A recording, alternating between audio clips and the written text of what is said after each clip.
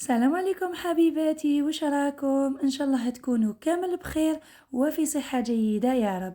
الصيف قرب وإحنا نحبوا هاد الوصفات الصيفية السهلة والسريعة، خاصة الساندويشات. اليوم جبت لكم خبز البطبوط ناجح 100%، مع واحد لاستوس حتى اللي ما تتنفخلكش تخليها تتنفخ، وتانيك حشو بزاف بزاف يجي بنين. ما تنسوش حبيباتي تخلوا لي تعليق وديروا جيم لا فيديو وبارطاجيوها مع احبابكم وصحابكم، ويلا نبداو على بركة الله. نبداو بالحشو. في مقلاة حطيت 2 ملاعق اكل زيت نباتي، وحطيت عليهم حبة بصل كبيرة قطعتها شرائح. انا درت هذاك البصل تاع الورق. من بعد حبيباتي نخليو هذاك البصل يتقلى، نزيدو نضيفولو لهنايا نص صدر تاع الدجاج قطعته مربعات صغيرة. تقدري تستبدليه بالفيونداشي ولا دنداشي، ولا تقدري ديري الطون. لهنايا ضفت فلفل الحلو قطعته مربعات. انا كان عندي هذا الفلفل الحلو الاحمر. تقدروا ديروا الفلفل الحلو الاخضر ولا اي فلفل حلو يكون عندكم. نزيد نكمل نقليه مع هذاك الدجاج. نضيف له كمية من الزنجبيل، ونزيد نضيف له فلفل الكحل، وزدت ضفت له لهنايا كركم، وزدت ضفت له الكوري البنات. انا نحب بزاف الوصفات اللي فيهم الدجاج ندير فيهم الكوري. بلا ما تنساو الملح اكيد. نكملو نقليوه على نار قليله حتى وين يدبل هذاك الفلفل الحلو وهذاك الدجاج، ونحركوه مره على مره باش ما يلصقناش في المقله. ونزيد نخليه يتقلى كيما راكو تشوفوا، يعني يطلق كامل هذيك العصارة ديالو. نخليه يتقلى على نار قليلة ونروح نوجدو الخبز. في ليان عندي كاس ونصف تاع فرينة. انا استعملت هذا الكاس الكبير باش يخرج لي كمية مليحة. وزدت ضفت عليهم ملعقة أكل خميرة الخبز، ملعقة أكل لحظة يعني حليب بودرة، ملعقة أكل سكر والملح. ونخلط كامل النواشف مع بعض. ومن بعد هاتيك نزيد نضيف لهم 2 ملاعق زيت. انا لهنايا ما استعملتش زيت نباتي، استعملت زيت زيتون. نكمل نبسس كامل هذوك المكونات ديالي. من بعد حبيباتي نبدا نضيف في الماء يكون دافي، ونبدا نعجن ونطم الخبز ديالي. الماء ضيفوه بالتدريج باش ما يغلبكمش، لانه اذا درتوه جاري بزاف ما راوش رايح ينجح معاكم. نطمو بالعقل هذاك العجين ديالنا. اشاك فوا نديرو الماء نطموه حتى نشوفو اذا راهو ناقصو ولا لا. ومام طون رانا نعجنو في اللاباط ديالنا. لاباط لازم ما تكونش بزاف يابسة، ولازم ما تكونش بزاف جارية، تكون تلتصق نوعا ما في اليدين، لانه راهي رايحة تشرب. نتوما ديروها تلصق شوية، راكم رايحين تلقاوها شربت. نحكم نعجنو حوالي 5 دقايق بين يديا حتى وين نشوف لاباط ديالي ولات يعني بيضة وكي شغل تترتق شوية كيما راكو تشوفوا، وترجع ما تلتصقليش في اليدين. نعاود نحطها في اليان ونخليها تختمر مليح. بعد ما تختمر اكيد لازم تغطوها البنات. بعد ما تختمر لي شوفوا كيفاش ضاعف الحجم ديالها. نحطو شويه تاع لافارين في البلان دو ترافاي، ونحيو لاباط ديالنا. يعني لاباط ديالكم هديه تحسوا باللي تجيه هشيشه وتجي من اروع ما يكون.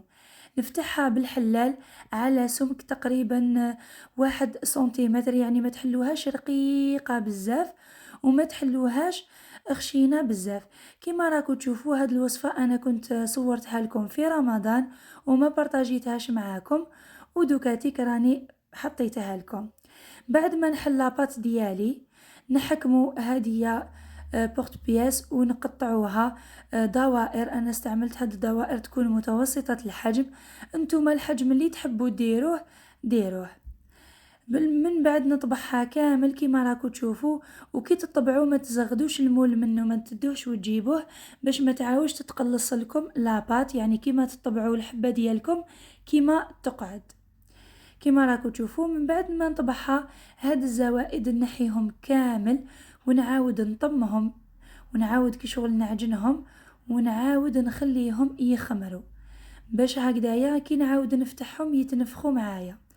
نحطو دوكاتيك هادوما الدوائر فوق طرشونة هكدايا، ونخلوها تختمر، ماشي حتى وين يتضاعف الحجم ديالها ويخرج لها الخمور، صوف تختمر تطلع شوية نرجعو لها.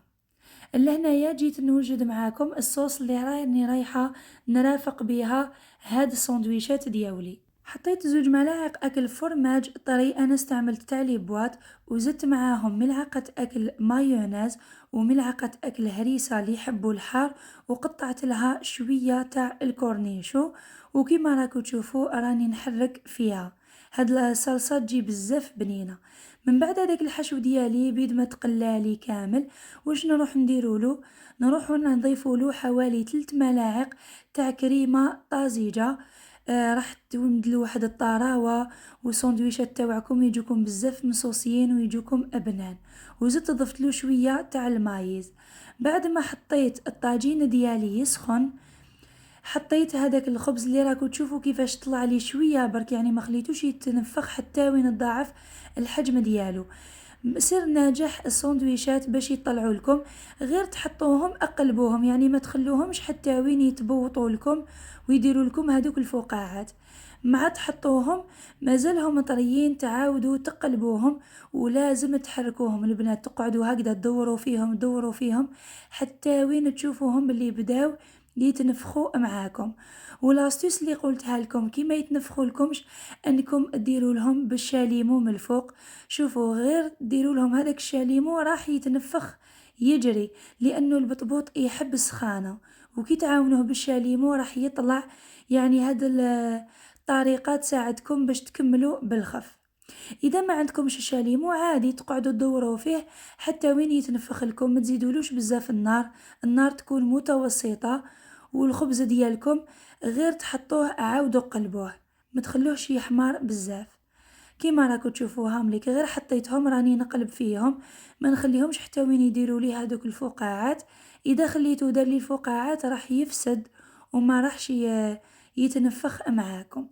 هاد الخبز تقون يجي بزاف خفيف، يجي ما شاء الله.